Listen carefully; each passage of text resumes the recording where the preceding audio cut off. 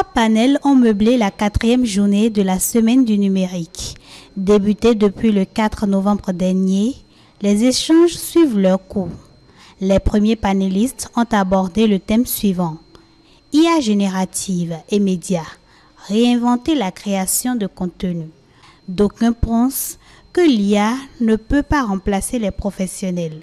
Pour d'autres, l'intelligence artificielle se développe et peut toujours être utile pour les tâches quotidiennes. C'est vrai que c'est aujourd'hui un peu difficile de faire la différence entre le contenu écrit par l'humain et le contenu de l'IA, mais quand moi je vois certains tests, je sais automatiquement que c'est l'IA, parce qu'il y a de redondance, l'utilisation du participe présent en désordre, on sait que c'est l'IA. Celui qui n'est pas journaliste, il ne sait pas qu'il doit enlever toutes les incohérences du test avant de publier. Les créateurs de contenu qui ne sont pas journalistes, ils ne vont pas forcément sur le terrain. Ça, c'est déjà une plus-value pour le journaliste qui va sur le terrain pour faire la collecte de l'information. Ils peuvent peut-être utiliser l'information collectée par le journaliste, utiliser l'intelligence artificielle pour écrire son article, mais il n'aura pas la même qualité d'information que le journaliste. Je voulais dire que les IA s'améliorent de jour en jour.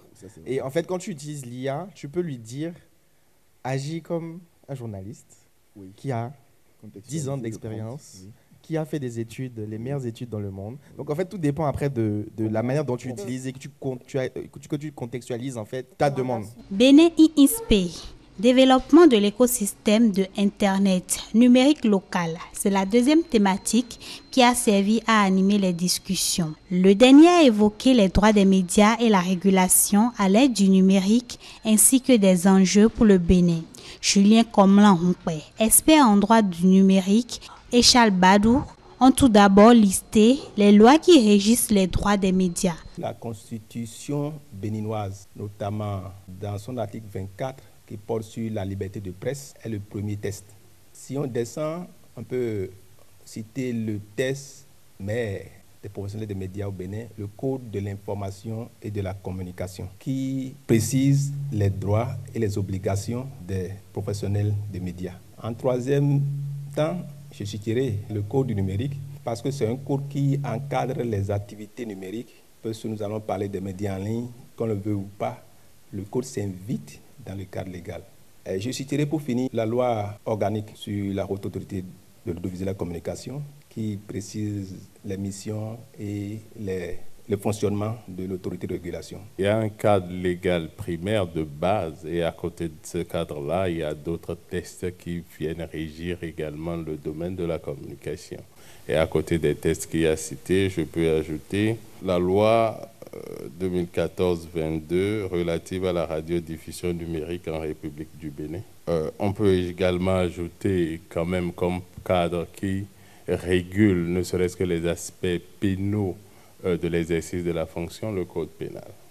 S'agissant des défis nouveaux auxquels le monde des médias est confronté aujourd'hui, Lionel Begonde, conseiller à la Hague, cite quelques-uns. Dr Marius Tosuyovo, expert en régulation des médias et droits du numérique, parle plutôt de l'influence de la désinformation sur la confiance du public à l'égard des médias. Le principal, c'est la question du contenu. Parce qu'aujourd'hui, dans le contexte de la télévision numérique terrestre, toutes les télévisions sont reçues partout dans le pays.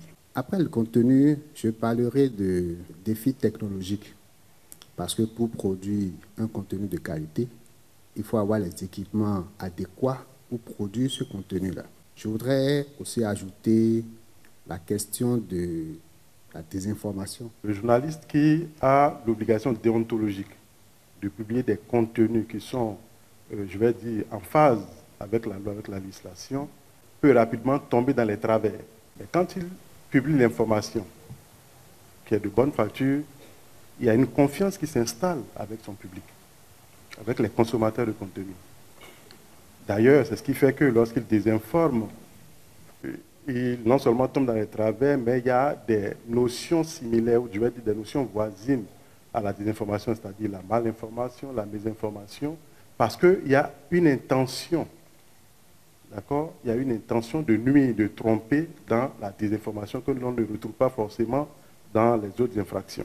Après ces discussions, certains participants expriment ce qu'ils retiennent de ces séances. Il y a eu beaucoup d'avis qui ont été partagés avec le public. Il y a beaucoup de projets aussi qui se font aujourd'hui au Bénin. On n'était pas au courant. Ça nous permet aussi de savoir ce qui se passe dans le pays, de comprendre un peu les enjeux de ce que veut le gouvernement pour demain, aujourd'hui. L'avènement des nouvelles technologies crée de nouveaux défis et c'est une réalité à laquelle nous sommes confrontés, aussi bien les professionnels des médias que toute personne qui utilise des outils technologiques. Je me retrouve parfaitement dans tout ce qui est dit et c'est d'ailleurs pour ça que je trouve les thématiques abordées intéressantes et qui permettent également de pouvoir faire avancer les réflexions autour de cette nouvelle technologie-là qui émerge. Ça m'impacte et je remercie d'ailleurs le ministère du numérique et de la digitalisation pour cette initiative qui doit être perpétuée. J'ai retenu que les journalistes doivent au fur et à mesure que les technologies avancent, se mettre au pas, donc renforcer leurs compétences et également se former aux nouvelles technologies qui émergent dans l'intelligence artificielle par exemple, savoir utiliser cette technologie-là pour des fins positives, donc savoir également faire le fact-checking. Je suis particulièrement intéressé par rapport aux nouveaux défis. Par rapport au numérique, ce que j'ai retenu, c'est des données à caractère personnel. Ce sont des données qui ont rapport directement à une personne qui peut nous aider à identifier une personne. Rappelons que ce vendredi 8 novembre 2024 marque la dernière journée de la semaine du numérique.